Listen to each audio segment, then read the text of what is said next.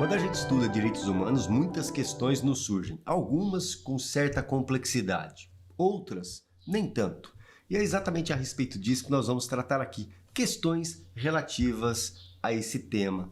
Um modo de trabalharmos para a fixação da matéria. Então vamos lá, vamos olhar a primeira questão que nós temos em relação a esse tema. E não poderia ser outra, né? O que se deve entender por direitos humanos? De acordo com a doutrina, nós podemos afirmar que os direitos humanos são direitos essenciais, são direitos indispensáveis.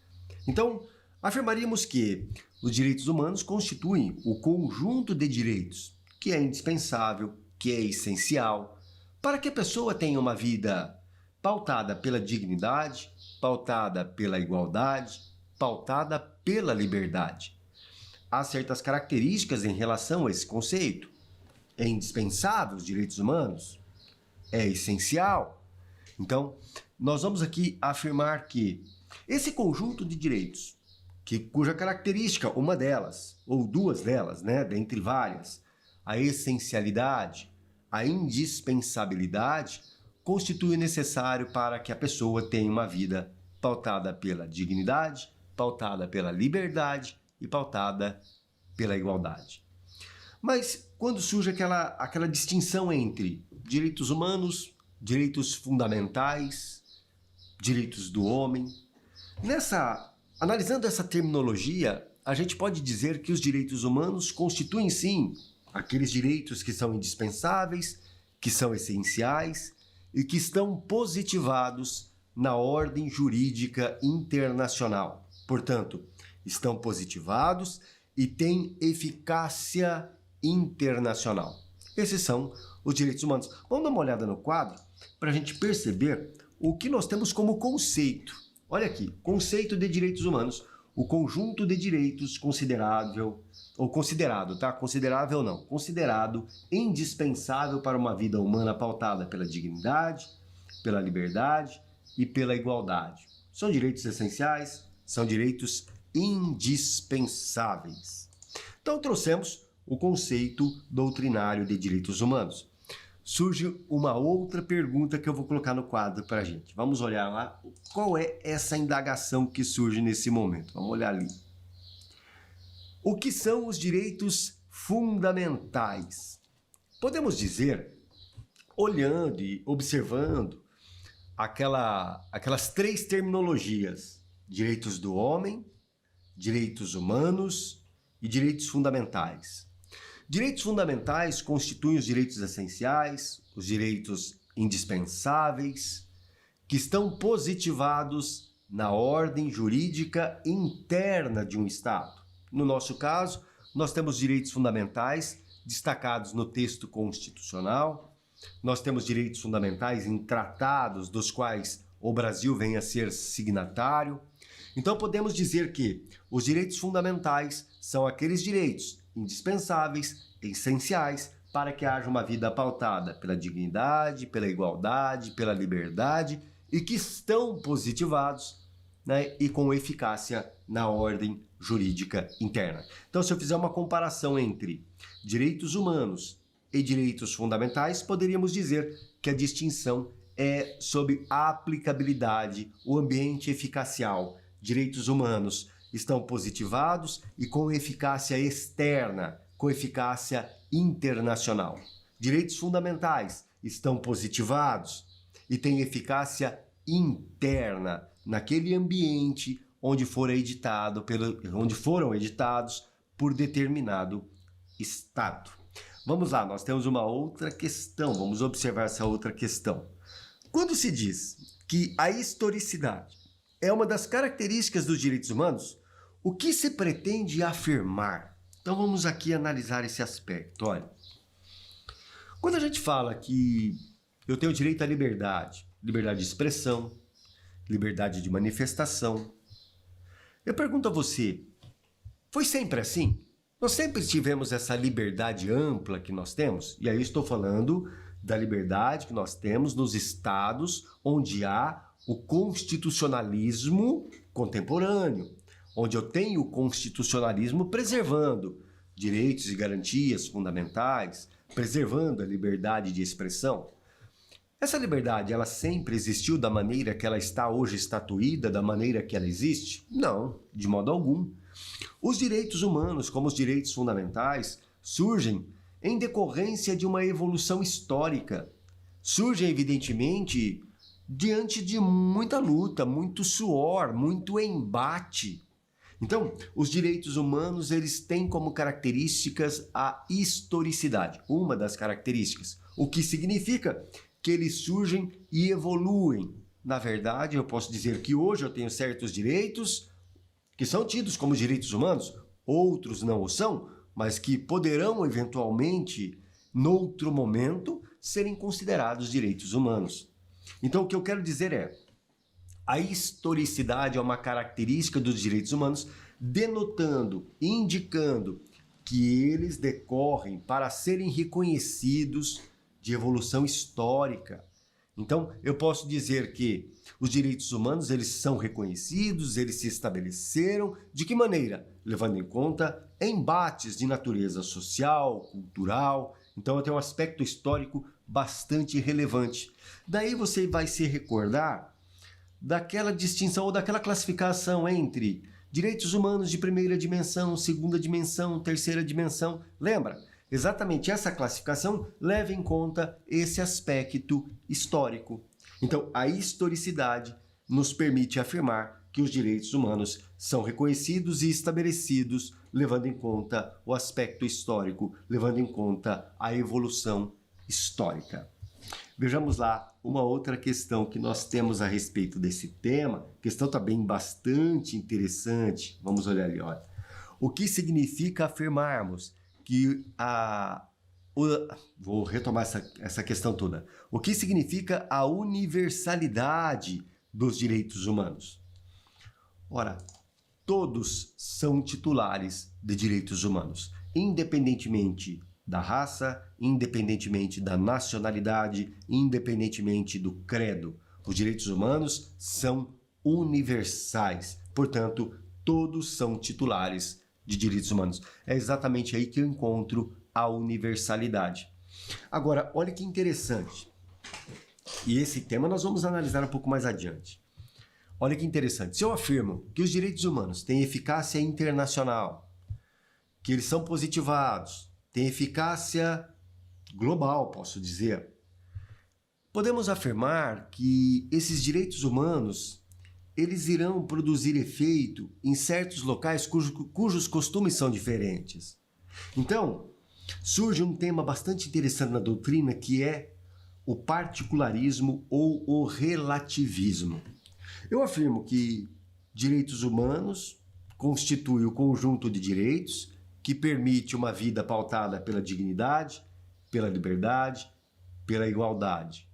E afirmo mais que os direitos humanos têm eficácia internacional. Houve a internacionalização dos direitos humanos, especialmente após a edição da Carta Internacional de Direitos Humanos, onde eu tenho ali a Declaração Universal dos Direitos Humanos, o Pacto Internacional de Direitos Civis e Políticos e o Pacto Internacional de Direitos Econômicos, Sociais e Culturais.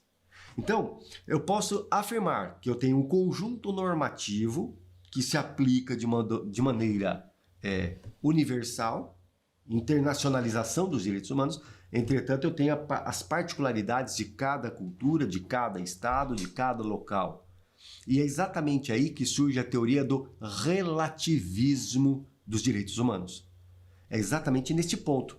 A doutrina ela reconhece o relativismo dos direitos humanos. Entretanto, essa particularidade que a gente percebe, levando em conta as regiões, levando em conta os estados, não nos pode ser uma escusa ou não podem ser utilizados como escusa para a violação de direitos humanos.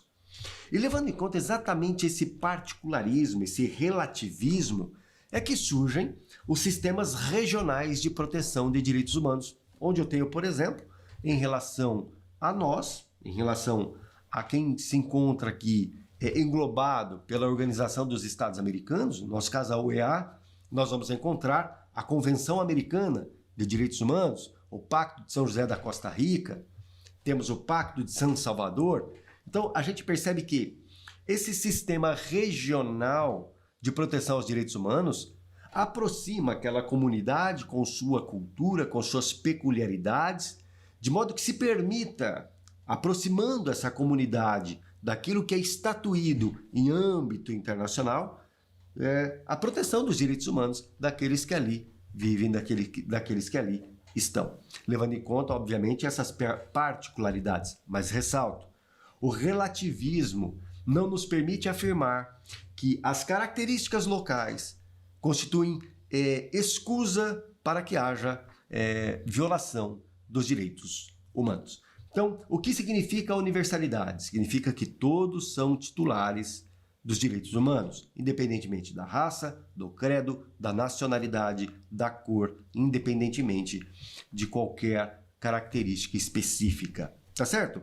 Vamos lá, vamos adiante no nosso trabalho. Aí surge uma outra questão, também uma questão bastante interessante. Quais são os direitos humanos de primeira dimensão? De acordo com a doutrina, levando em conta a característica da historicidade, podemos afirmar que os direitos humanos de primeira dimensão são os direitos civis e os direitos políticos, que também são chamados de direitos negativos, já que impõem aos estados ou ao Estado uma postura absenteísta, uma postura negativa, no sentido de não interferir na esfera jurídica do indivíduo. Então, esses são os direitos humanos de primeira dimensão, ou aqueles que preferem direitos humanos de primeira geração.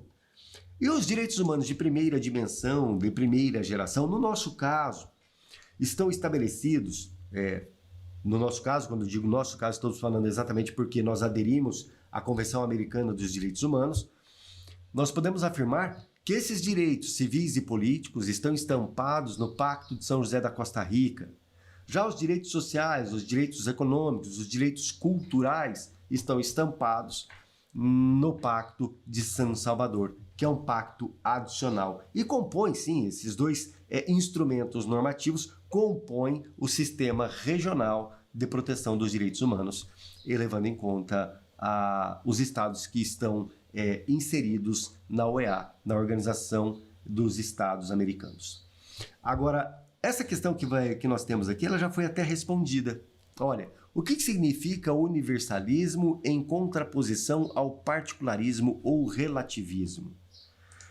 Podemos dizer, sim, como nós já afirmamos, direitos humanos se dirigem a todos, todos são titulares dos direitos humanos. E os direitos humanos são aqueles que estão positivados e têm eficácia na ordem internacional. Obviamente que, levando em conta as características regionais, podemos ali encontrar uma relativização desses direitos humanos, o que não me permite afirmar que essa relativização levará à violação de direitos humanos. De maneira alguma. Então, o relativismo, o particularismo que leva em conta as características de determinado estado, de determinada localidade, não nos permite afirmar que haverá violação aos direitos humanos. Então, precisamos ajustar o princípio da universalidade ou a característica da universalidade, levando em conta esse relativismo. E o relativismo, o particularismo, ele não é deixado de lado de modo algum. Os doutrinadores não se abstiveram de tratar desse tema. De fato, trataram desse tema e a conclusão foi: respeitamos sim as características regionais. Entretanto, essas características regionais não permitem a violação de direitos humanos.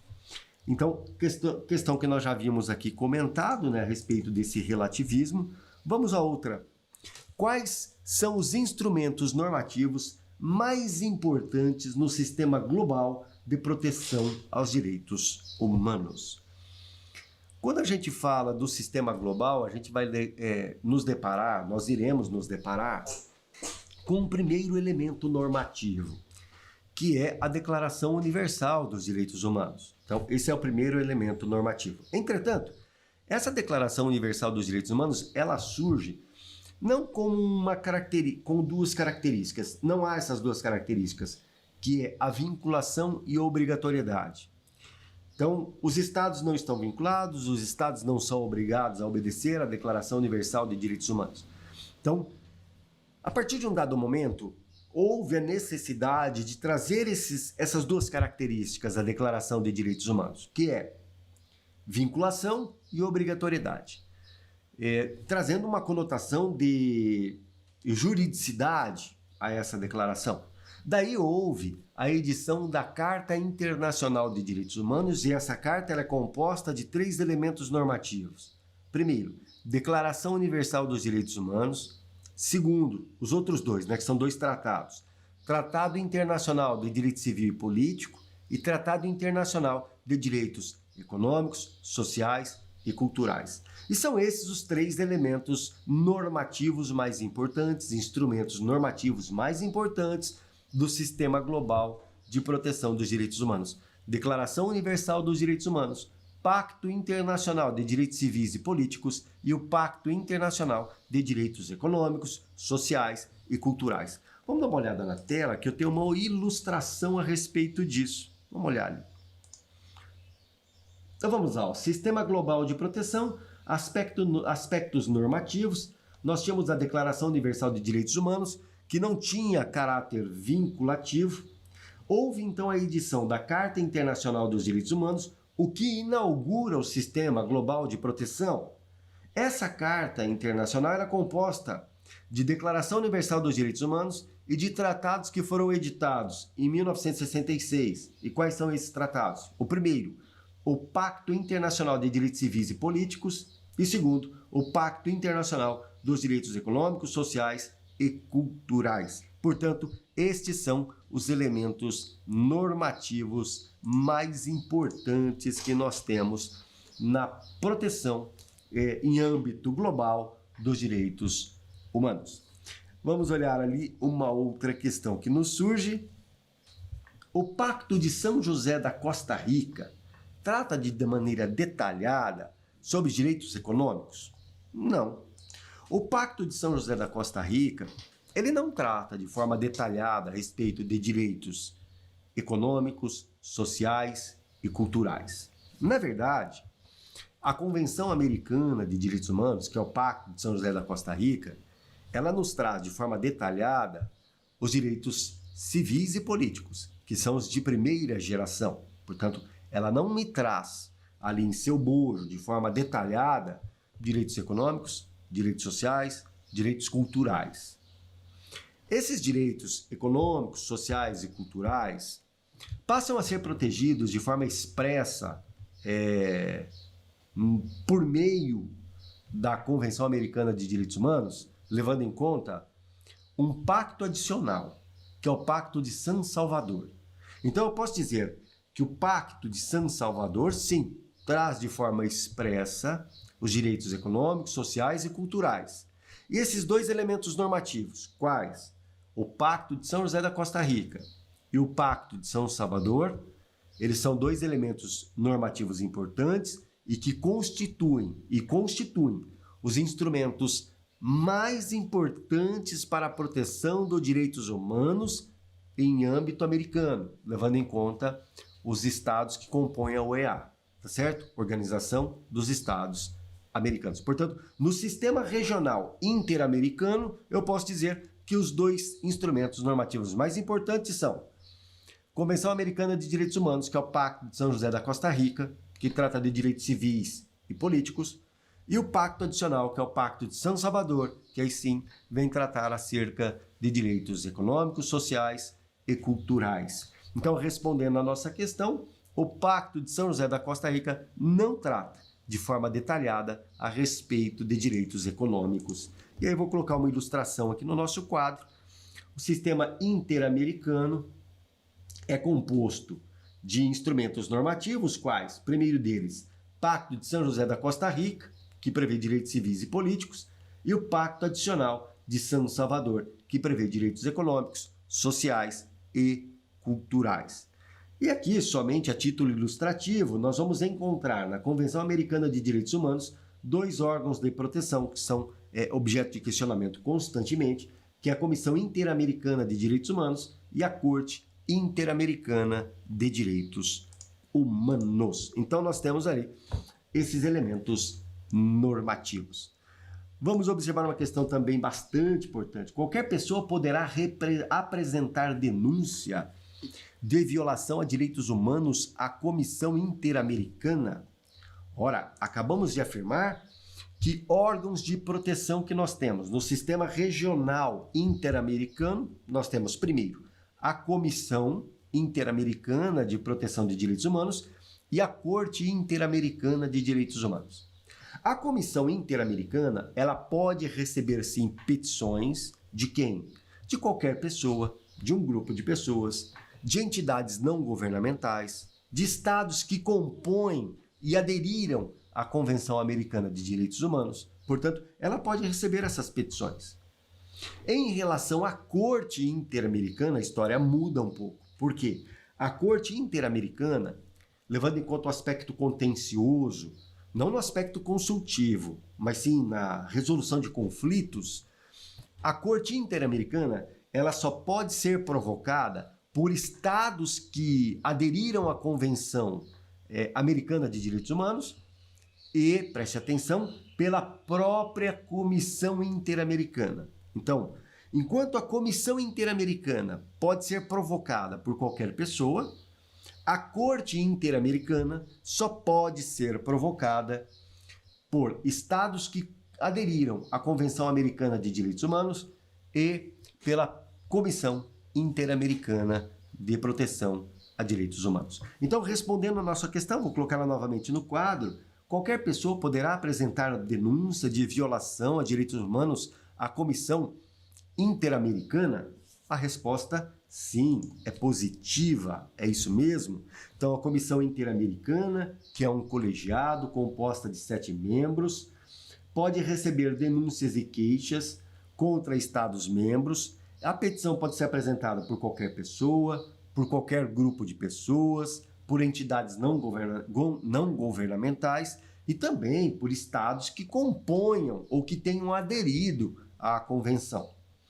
Agora, outra questão surge: quais são os requisitos para que uma petição seja admitida pela Comissão Interamericana? Não no sentido de ser julgada procedente, mas no sentido de ser apreciada. A Convenção Americana de Direitos Humanos, o Pacto de São José da Costa Rica, estabelece requisitos formais para que haja apreciação da petição apresentada à Comissão Interamericana. Vamos dar uma olhada no quadro, eu trouxe ali o texto da convenção. Vamos dar uma olhada ali, olha.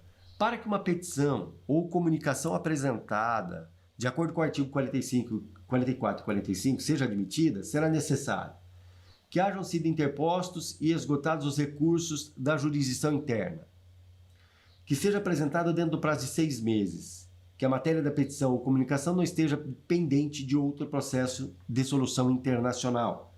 Então, eu tenho condições a serem implementadas. As duas primeiras, que haja sido interpostos e esgotados os recursos e que ela seja apresentada em 6 meses, esses dois requisitos eles são relativizados. Então, quando há, por exemplo, na legislação interna, não há devido processo legal, obviamente que não há como esgotar os recursos. Então, não se exige o esgotamento da via interna. Quando não houver permitido ao presumido prejudicado em seus direitos o acesso a recursos e jurisdição. Quer dizer, se eu não tenho acesso a recursos, como é que eu vou esgotá-lo? Então, também relativiza-se aquela condição anterior. E quando houver demora injustificada na decisão, o sujeito até pretende esgotar as vias recursais internas, entretanto, a decisão nunca é tomada, o processo demora demais. Nesse caso, não se exige ali que se esgote as vias internas. E nós temos agora a nossa última questão. Vamos dar uma olhada no quadro, a última questão. Quem pode provocar a atuação da Corte Interamericana em relação a conflito, ou seja, no aspecto contencioso, sobre a violação de direitos humanos? Preste bastante atenção. A Corte Interamericana, ela tem duas frentes para atuar, ou duas competências.